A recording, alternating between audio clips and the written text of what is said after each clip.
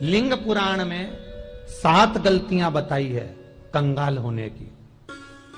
ये गलती अगर आपने भी करी है तो जिंदगी में कितना भी पुण्य करोगे उसका फल नहीं है। आज की कथा को लिखकर रखना, शायद तुम्हारी जिंदगी सवर जाए। लिंग पुराण में 7 गलतियां बताई है। दोस्तों, जैसा कि पूज्य गुरुदेव ने आज अपनी कथा में बताया कि व्यक्ति के बर्बाद होने के पीछे कुछ ऐसी गलतियां होती हैं जो हमसे जाने अनजाने में हो जाती है और फिर हमें बाद रोना और पछताना पड़ता है। गुरुदेव ने बताया कि चाहे आप कितनी ही मेहनत कर लें, कितना ही धन कमा लें, लेकिन हमारे द्वारा की गई यह छोटी छोटी सी गलतियां हमारे धन का नाश करती हैं और हमेशा हमें गरीबी और कंगाली का सामना करना पड़ता है। तो चलिए जानते हैं घर की बर्बादी के मुख्य कारण। लेकिन उससे पहले वीडियो को लाइक करें, चैनल को सब्सक्राइब करें और यदि आप भी भगवान शिव पर आस्था रखते हैं, विश्वास रखते हैं, तो कमेंट में हर हर महादेव जरूर लिखें। दोस्तों, गुरुजी ने आज अपनी कथा बताया है कि प्रत्येक मनुष्य अपने जीवन में चाहता है कि वह हमेशा आगे बढ़े। इसके लिए वह पूरी लगन से मेहनत करता है, परंतु इसके बाद भी जीवन भर गरीबी के चंगुल में फंस करके रह जाता है। वह अमीर होने के सपनों में अपनी वर्तमान जिंदगी को कोसते रह जाता है। अज्ञानतावश इसके पीछे के कारणों को वह समझ नहीं पाता है कि यह सब हमारे द्वारा की गई कुछ गलतियों के कारण हो रहा है, जिससे आपके घर में स्थायी दरिद्रता का वास हो गया है और वह अपनी किस्मत को दोषी मानते रह जाता है।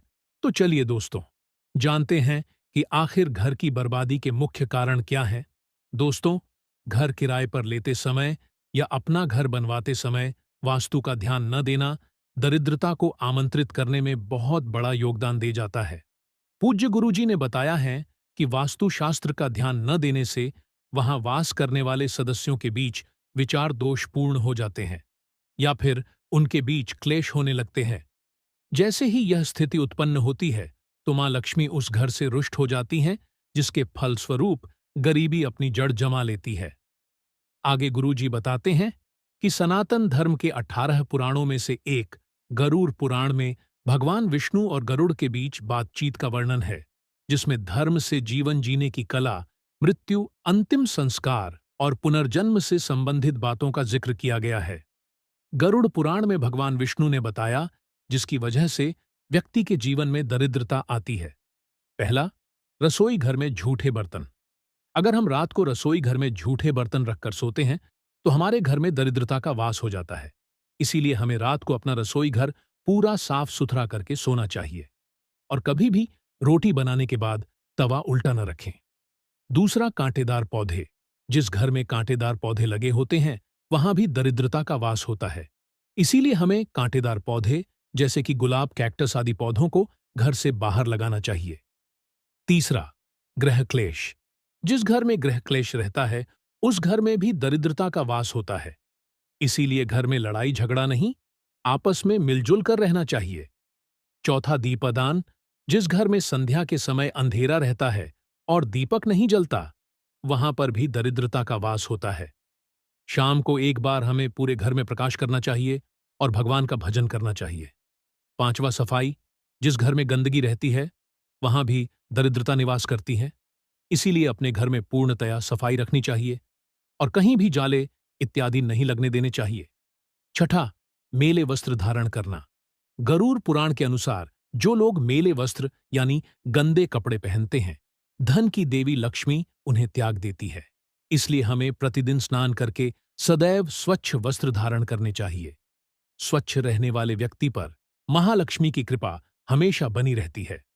सातवां, साफ सुथरा मंदिर। जिस घर में पूजा का स्थान साफ सुथरा नहीं होता वहां भी दरिद्रता वास करती है। इसीलिए हमें अपने पूजा स्थल को हमेशा साफ सुथरा रखना चाहिए।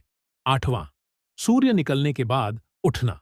जो लोग सूर्य निकलने के बाद उठते हैं वहां भी दरिद्रता वास करती है।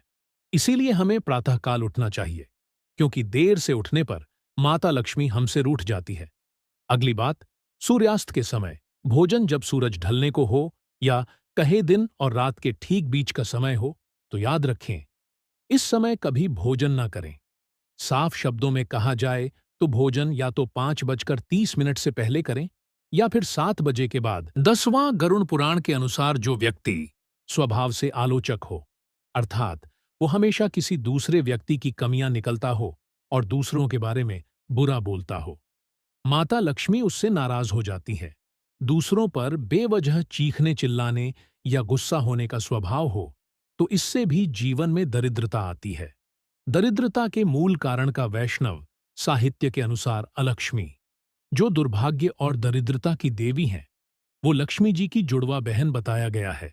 हम सब यह तो अच्छे से जानते हैं कि लक्ष्मी जी समुद्र मंथन से प्रकट हुई थीं, पर यह बात बहुत कम लोगों को मालूम होगी कि लक्ष्मी जी के साथ एक देवी और प्रकट हुई थी, जिनको हम अलक्ष्मी के नाम से जानते हैं। लक्ष्मी धन, ऐश्वर्य, सुख, समृद्धि की देवी हैं और अलक्ष्मी दरिद्रता, चरित्रहीनता, दुर्भाग्य, दुख की देवी है। लक्ष्मी जी हर किसी को मीठा एहसास करवाती है, इसलिए इनका संबंध मिष्ठान से है, और उनकी बहन अलक्ष्मी का संबंध खट्टे, तीखे और कड़वे से है। इसीलिए शुभ अवसरों पर मिठाई खाकर मुंह मीठा किया जाता है और घर को बुरी नजर और दरिद्रता से दूर करने के लिए घर के बाहर नींबू और मिर्च टांग दी जाती है। लक्ष्मी जी घर के अंदर जाकर मिठाई खाती हैं और अलक्ष्मी जी घर के बाहर नींबू और मिर्ची खाकर संतुष्ट होकर चली जाती हैं।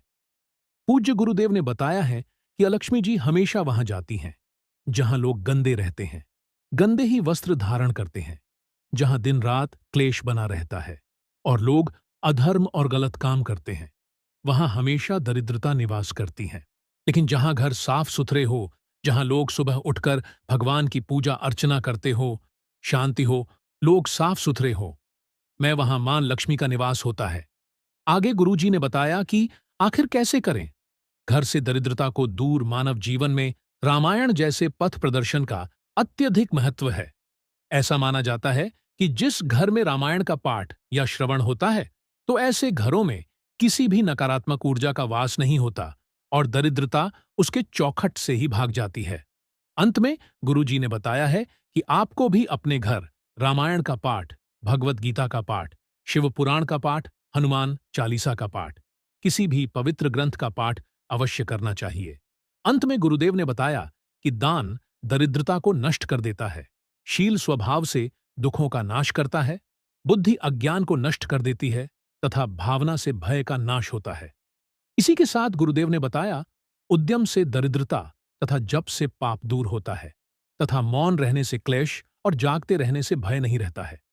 आपके घर में हमेशा माता लक्ष्मी का वास हो और घर से दरिद्रता कोसों दूर रहे। इसी कामना के साथ यदि आपको यह वीडियो पसंद आया है, वीडियो को लाइक और चैनल को सब्सक्राइब जरूर करें।